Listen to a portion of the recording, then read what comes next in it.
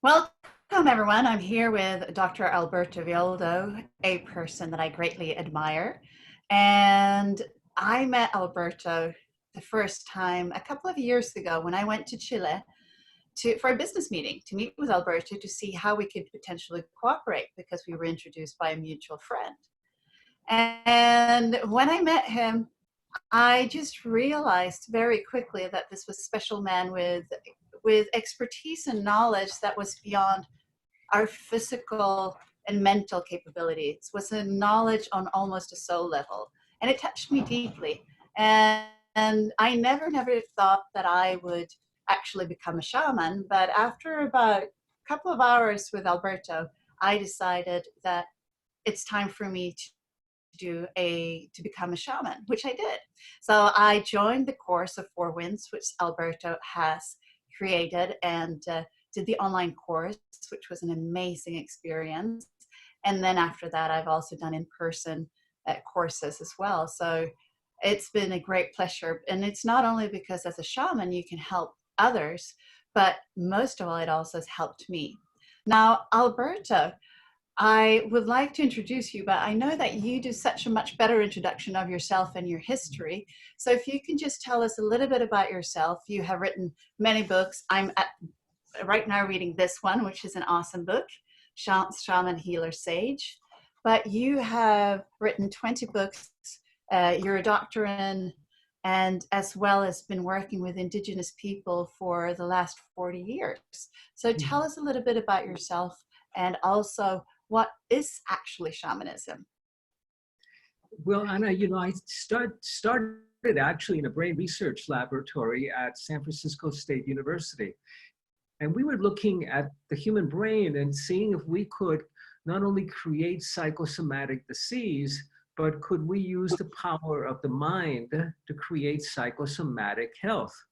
And we were slicing and dicing and staining the brain and putting it under the microscope. And in fact, I had the brain lab in the biology department, and I was surrounded by 200 brains from all kinds of species, including humans.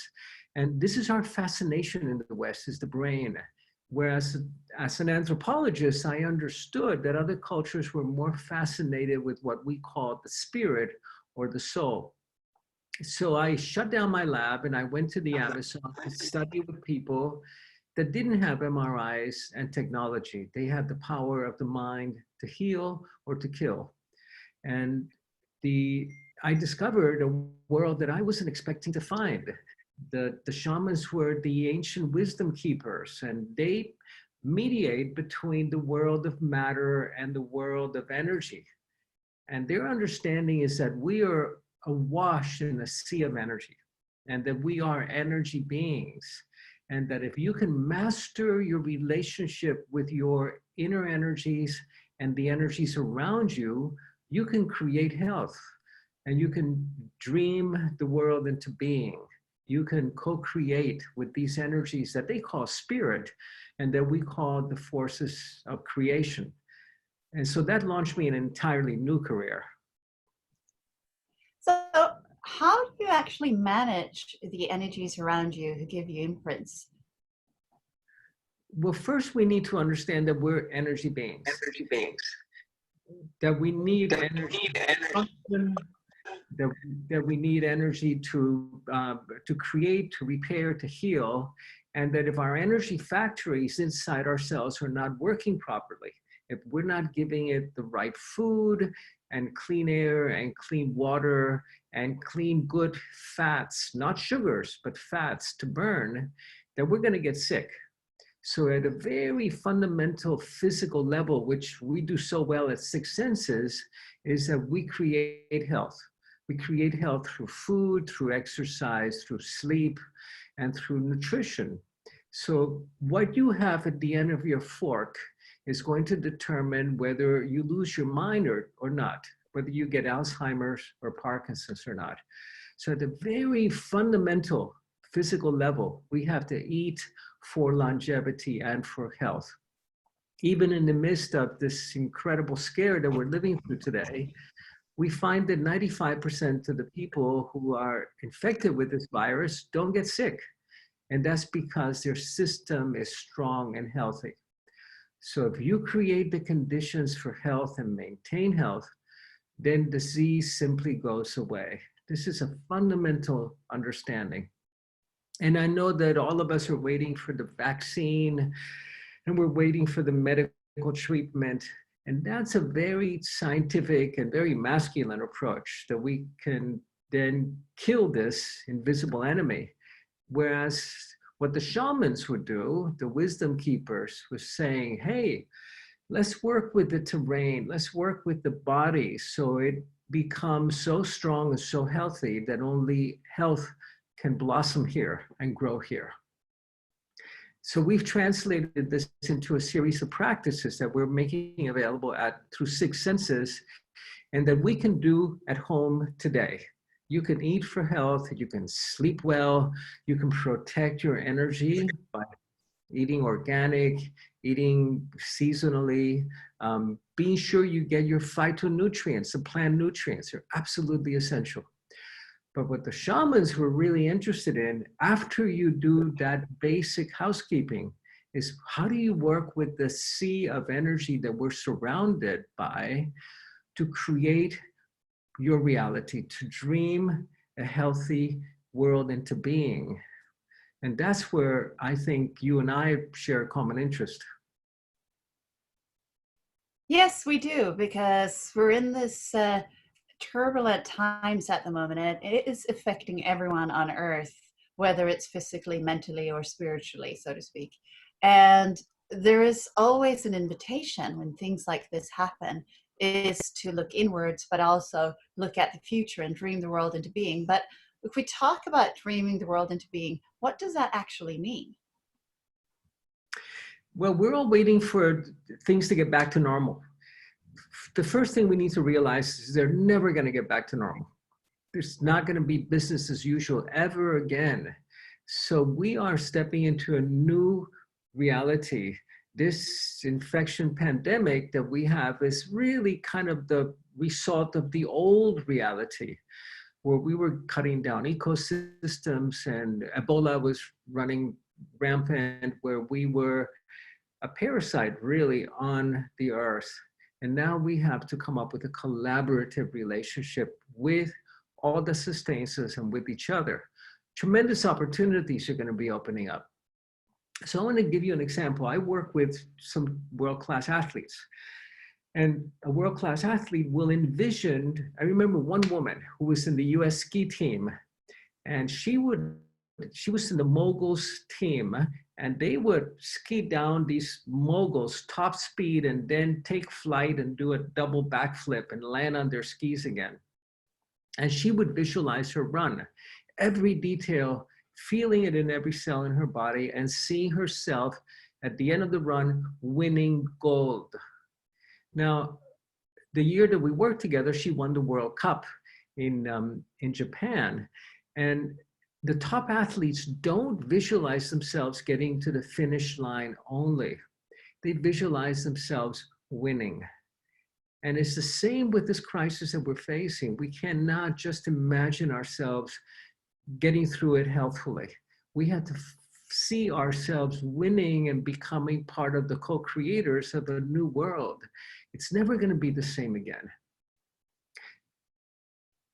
So have you thought about if you dream your world into being after this, when we come out of it, what will be different? Have you thought about that?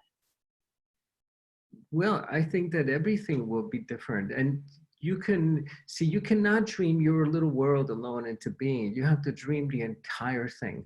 And then your world, your personal world accommodates to it. We have to have a vision of the outcome. And it's not only an economic vision and a social and a healthcare vision, but a vision for humanity. And let me give you an interesting example. There are only 3 species out of 40 million species that don't have a death program in their DNA. All the other 39.99 million species have a death program. The female, as soon as she's not able to reproduce, is killed off by nature, dies. And only humans dolphins and whales is the female allowed to live into menopause and become a grandmother. And because these are the wisdom keepers, they keep the stories and they keep the knowledge. We're taking part together with the whales and the dolphins in an experiment in intelligence, in wisdom that nature is conducting, because these are the three species that have the biggest brains to body weight ratios. So we want to be part of this experiment in intelligence. Right now, humanity seems to be part of an experiment in stupidity, but we can modify the experiment. And that experiment means that you and I and every one of our listeners has to be doing it at home. If you don't take part in this experiment in longevity, in health, then you get to be part of the control group. And the control group, we know what it's like. We know that 50% of the control group would get dementia by the age of 80, that 30% will die of heart disease, that 35% will die of cancer. We don't want to be in the control group. We want to be in the experimental group and developing a new kind of wisdom.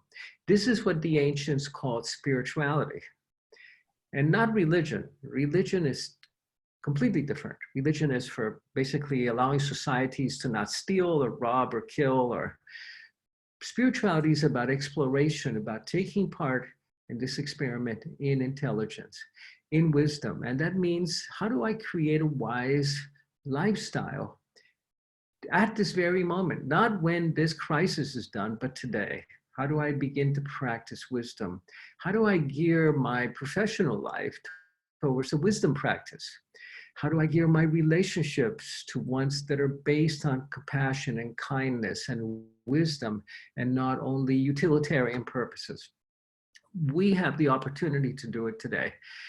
I'm doing it, and I know that as a result of taking part in this experiment in wisdom, we're going to be creating health. It's the best protection that we can have for our health. If you're paralyzed and cannot take part in this experiment, it's because you're caught in the fight or flight mode, in fear. Fight, flight, and freeze. These are the three states of fight or flight. And a little bit later on, we're going to be doing a reset practice, a little meditation that can help you reset your fight. Which is super interesting, because sometimes it's hard to look at the future when you're frozen. It's hard to look even at tomorrow when you're frozen in fear. And I think for me, and looking in and having this invitation to look at what will be ahead and look inwards, it's definitely, I agree with you, that love, kindness, compassion, connection, as well as being more wise, energy wise than we have been. I think it's also going to invite people to take care of their own health and wellness and spirituality and wisdom, and connect more, and perhaps even work a bit less. So I think that's really interesting. And I know that we at Six Senses, we launched our At Home with Six Senses, which is trying to get out to people to be taking care of their health and their wellness, as well as their mindfulness and the energy level in the best way possible. And much of that comes from working with you. And as you just mentioned, the fight and flight response is a very interesting one, because that triggers that. We have it from the very early, since we were born, and we've had it since the beginning of time. So tell us a little bit more about the fight and flight. And then I would love for you to show us how we can reset it. Absolutely. This is key, because when you have fight, flight, freeze, when we're frozen, all of the systems in the body are frozen, including the immune system, your heart system, your circulation, your repair systems, they're frozen. And what happens when you're frozen is you get sick. Fight or flight is actually that system is located in a very ancient brain. It's called the limbic brain. It's a very, very ancient brain, and this brain is a brain that feeds primarily on sugars. Now, this brain is not able to tell time or distance. It confuses an event that is happening today with something that happened 20 years ago. And we call that PTSD. And it cannot tell distance. It watches the news and sees that the barbarians are in conflict 2,000 miles away, and this brain believes that they are right at the village gates. We read about a virus that is really affecting so much of the world right now. We feel that it's waiting for us right outside the house. So this brain is a very archaic brain that we need to really learn how to rise above. Remember, this brain feeds on sugars. The more sugar you eat, the more you're going to be in fight or flight. We need to get to the higher brain to reset that lower brain. That higher brain is fearless. It practices fearlessness with caution, with wisdom. It's not locked into paralysis.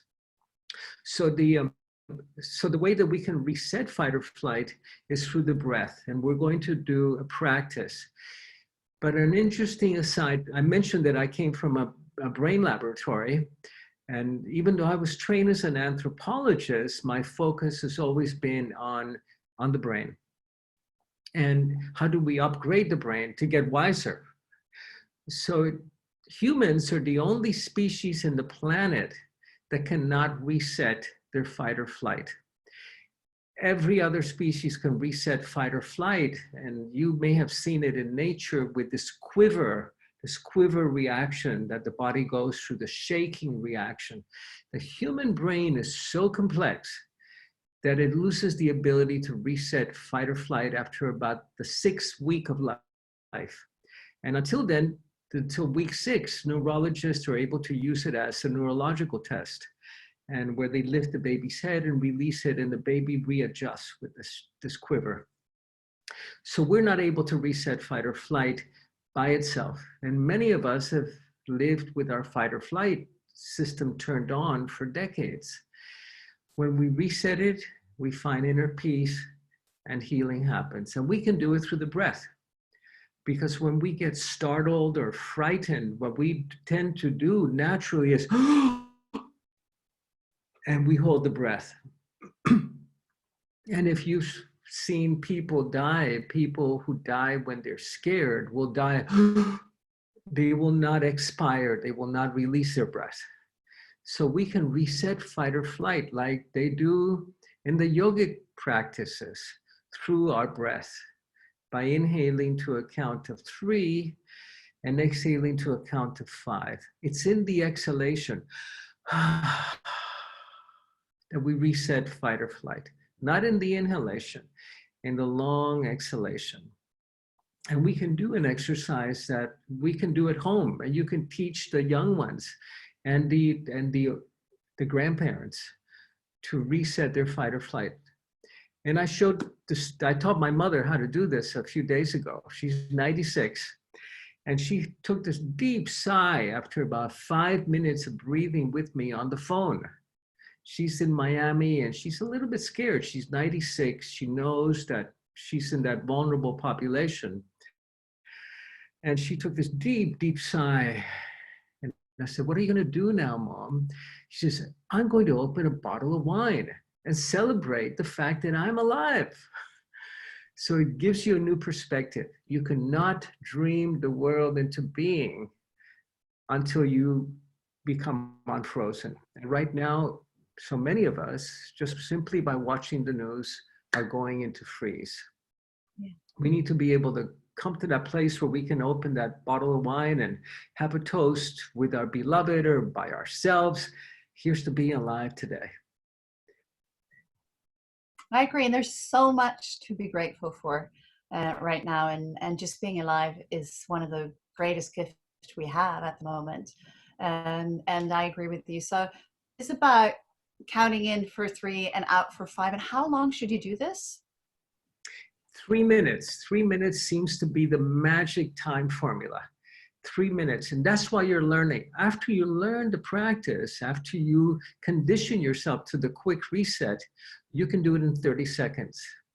But wow. At the beginning, it takes 3 minutes to teach the nervous system that it's safe, that the barbarians are not right outside your house, that the zombies haven't taken the world over, that this is simply a virus that's making the rounds. So that sounds wonderful. And I know that with our Successes audience that we've been experiencing communicating the past couple of weeks, which has been a wonderful experience for us, is that they really enjoy practical advice as well on how to do it. So could you lead us through a 3-minute breathing practice? I'd be delighted to. Can I use my drum? Oh, that would be wonderful. Yes, please. So this is a shaman's drum. And shamans around the world use a drum because it's a heartbeat. The drum is the heart, is the drummer, the great drummer of the body, and it gets us in rhythm. I'd like you to take a moment, close your eyes, and dedicate this moment to yourself, to resetting your rhythm, to the rhythm of Mother Earth, not to the rhythm of the news or the rhythm of your to-do list, but to the rhythm of the earth, Mother Earth. Inhaling to a count of 3, 1, 2, 3. Exhaling to a count of 5, 2, 3, 4, 5. Inhaling to 3, 2, 3.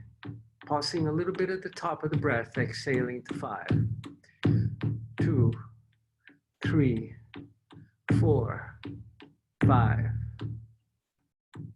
Inhaling to 3, 1, 2, 3. Exhaling to 5, 2, 3, 4, 5.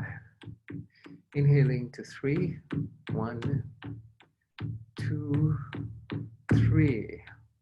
Exhaling to 5, 2, 3, 4, 5.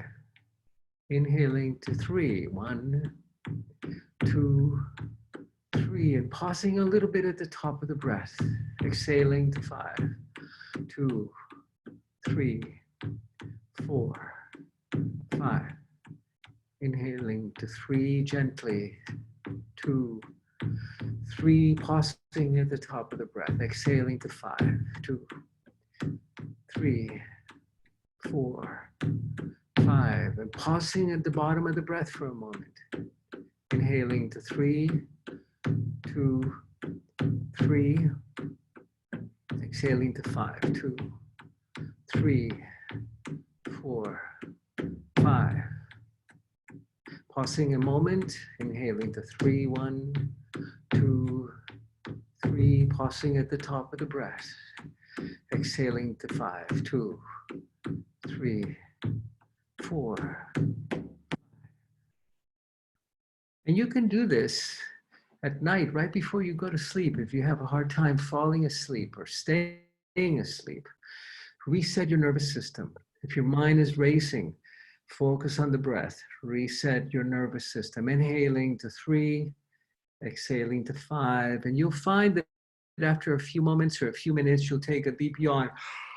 Or your body will go through a reset, and you'll feel it. And you will have reset your nervous system. You will have popped out of this ancient brain that lives in fear, that lives in scarcity, lives in judgment, that projects all of its unhealed parts onto the other, onto our partners, onto the world, onto whatever illness is making the rounds. It'll stop doing that. You'll come into the higher brain, into that brain that will allow you to experience your union and communion with all life. Thank you for that, Alberta. And I have to say, it did wonders for me as we had to do a bit of a change and record this. So we were up in a stress level. I was definitely up in a stress level, and now I feel actually completely different. So thank you. It was that quick to reset it. So thank you for giving that gift to me and to everyone that will listen to this. And I know that we're slightly running out of time, but I think we have another 5 to 10 minutes. And we talked about also doing a bit of dreaming the world into being journey. Do you think we have time for that too?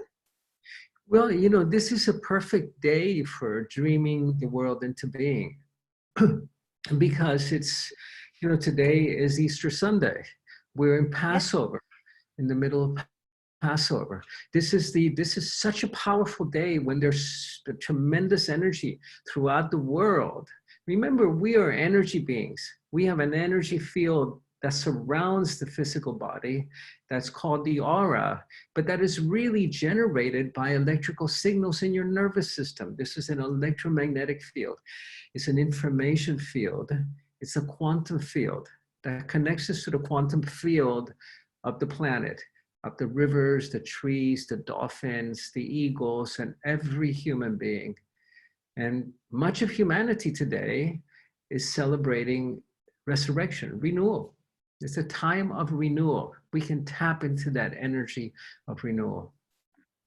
And Thank you. and we can do that through a meditation. Shall we do that? Love to. Thank you. Okay. Let's Good. go. I want to So dream my world into being. we are dreaming the world into being all the time. We just simply don't know that we are. And when we don't participate creatively in it, we have to settle for the world that the news has dreamt into being. We have to settle for the nightmare. So let's dream a beautiful dream together. And I'm going to lead you on a classic shamanic journey. We're going to journey to the upper world, to the heavens, to the world of our becoming. And we're going to do it through the world tree. And remember that the brain works with dreams and with images. So we are going to use some of the ancient images of peoples around the world. So if you would close your eyes and inhale to a count of 3. 1, 2, 3. Exhaling to a count of 5, 2, 3, 4, 5. Inhaling to 3. Exhaling to 5. And imagine yourself in a green meadow. Soft, cool grass, walking barefoot. And in the middle of a meadow, there's a great tree standing by itself. It's the world tree. It's that tree of knowledge. And I'd like you to walk towards that tree. And as you draw near, notice how large it is, extraordinary. You could feel its roots vibrating, reaching deep into the earth, and the uppermost branches reaching above the clouds. And draw close to the trunk and notice the girth, the width of the trunk, how beautiful it is. And sense it is inviting you. It's inviting you to step into it. And go ahead, step into the trunk of that tree. Use your imagination. Step into the trunk of this great tree and just stand there for a moment and sense the streams of sunlight that are flowing down from the uppermost branches, from the leaves, and the rivers of nutrients, of water, of minerals flowing up from the roots towards the higher branches. And all of this is flowing right through you, cleansing you, healing you, strengthening you, feeding you. And when you're ready, follow one of these streams of sunlight up to the uppermost branches, allowing those currents of water from the roots to carry you up, flow along it, forking, staying always on the thickest branches,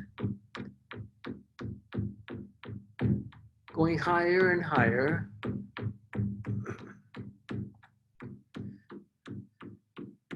to the uppermost branches, to the thinnest uppermost branches, and then stepping out, popping out of the world tree above the clouds, and looking around you. And noticing at a distance that there are 2 points of light that are approaching and drawing near. And as they come close, you notice that there are 2 luminous beings, angel-like beings, And these are your spiritual parents, not your physical parents, your spiritual parents that are welcoming you, saying, welcome, my son, welcome, my daughter, welcome. And I'd like you to ask them anything that you wish to ask them. But one question that I would like you to ask them is to find out, what is that agreement that you made with spirit? What agreement did you make with God before you were born? What is it that you came to do in this planet, in this earth? What were you to learn, to experience? How were you to love? How are you to become part of creating a healed humanity? What is it, the agreement that you made with spirit before you were born, that sacred contract? And ask them to remind you of it. What would your life be about?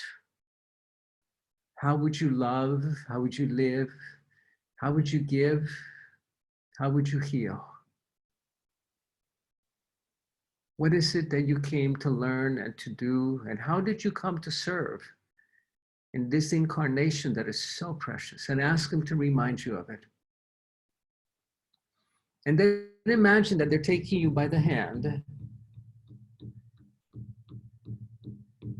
They're taking you by the hand and they're leading you to a great library. A great library, and you enter this ancient building and it's lined with books. It's lined with books, and every book has a name written on it. And they lead you to the book that has your name written on the spine. And they pull the book down from the shelf and look at the letters, they're golden letters inscribed on the spine with your name. And they lead you to a table and they hand you the book that you can open. And as you open it, you read the next chapter of what your life is to be about. That has already been written. And you notice that there are parts that are blank. There are pages that are blank as well.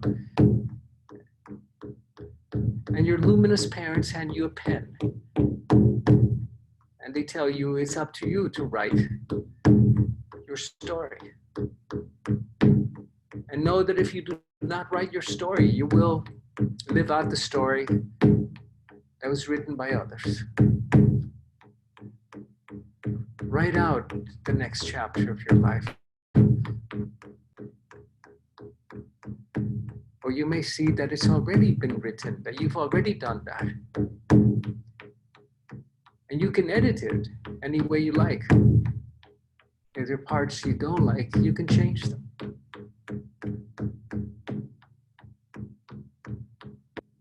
How will you serve?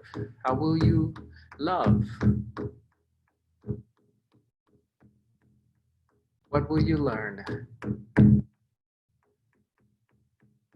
How will you dream your world into being? And what is that sacred dream for the world that you can serve and be part of? Not only the personal dream, the great sacred dream that we're all part of.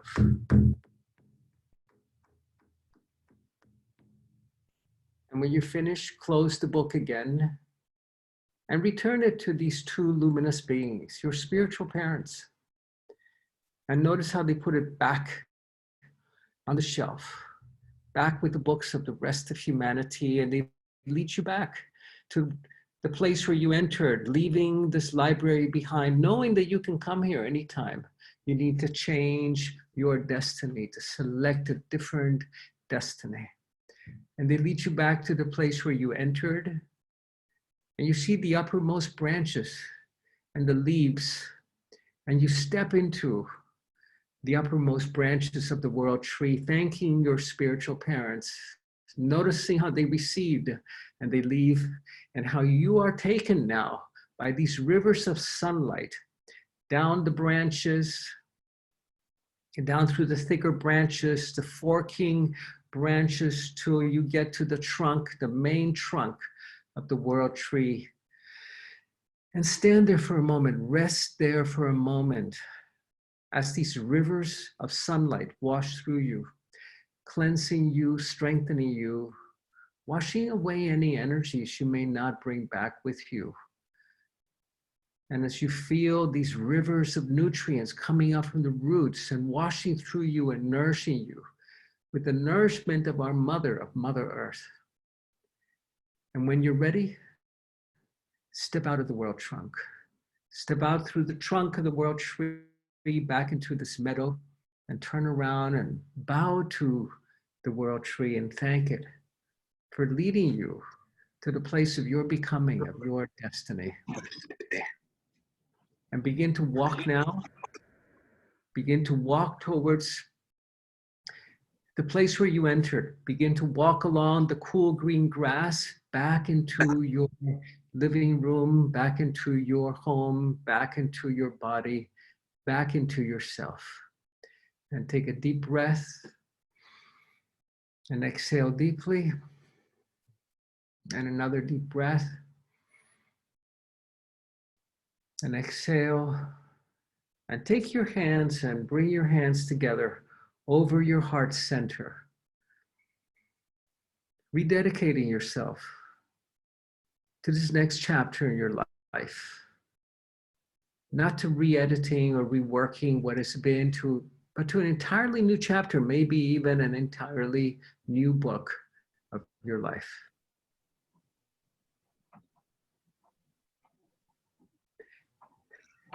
Thank you. Thank you, Alberto. That was spectacular and amazing. And this is a place that you can go back to and you can continue if you would like. Is that correct? That anyone can do this at any time? We have the ability to craft our own destiny. And if you don't craft your own destiny, then you fall under the grip of fate. And fate is fatal. So I do this journey, I do it once or twice a month, just to be sure that I am in tune with that sacred contract that I made with myself and with spirit before I was born. So yes, do this often. Thank you. So this was a wonderful parting ceremony that we did, our journey. So thank you for that. And we're going to join again soon, where we're going to talk about growing your body, which we work with you for successes, but also a whole system on how to actually grow a new body, both when it comes physically, mentally, and spiritually, and soulfully. So that is super exciting. I know that most of our successes viewers want to know more about what that is about and how they can grow a new body, as that will be inevitably really important as we go forward in this new world. But I believe that, just summarizing, sharing the fight and flight and the reset that we can do is invaluable in this time. And then looking at what the future holds is equally valuable and important going forward. So thank you for that. Any parting words, Alberto, before we close off? Yeah, I think that the context that we need to hold this crisis that we're living through is that we're living in the 5th great extinction event since the dawn of time. And extinction events are always times when Mother Nature steps on the evolutionary accelerator. In biology, we believed that evolution happened according to the laws of Newtonian physics. But during these extinction events, evolution happens according to the laws of quantum physics, when we can take quantum leaps to grow a new body, to come and experience states of health that are extraordinary, and to come out the other side as extraordinary humans. Well, I look forward to seeing you being even more extraordinary and myself becoming more extraordinary. So I thank you for joining us today at our very first Friends with Six Senses. And we will next week also have Colette Byron Reed, who you've also worked with, Alberto, on the Oracle cards, correct? Yeah, she and I and Marcella, my wife, did the Shaman's Oracle, which is a way to consult the destiny. And they're all the sacred symbols of the shamans of the world.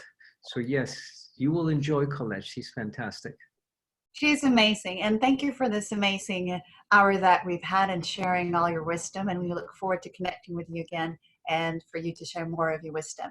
So thank you, Alberto, and wishing you a blessed Passover, Easter Sunday, dreaming of the future into being, and hope to see you soon again. Thank you. Okay, you're welcome. You're welcome. Beautiful backdrop you have. I love the colors. Are you freezing outside as you're doing this? No, I'm actually in a greenhouse. So it's a beautiful setting. Oh, So good. I have lambs and cows outside my window. So I'm in the countryside. Oh my So it's a beautiful backdrop. So very blessed to be here and to experience this beautiful. We have a bit of a stormy weather, but not too bad in Sweden. We do too. We're getting the first rain, a little bit of rain that we've had in 9 months. So it's a beautiful day for that. Blessings, my dear. Big love to you. Big love. And I'm so glad to hear about the rain. I know we've been waiting for that in Chile. Yes. So blessings. It's a blessed day today. So thank you. Have a wonderful day. Lots of love. Let me know when you want to do the next one. I will. Okay. Bye-bye.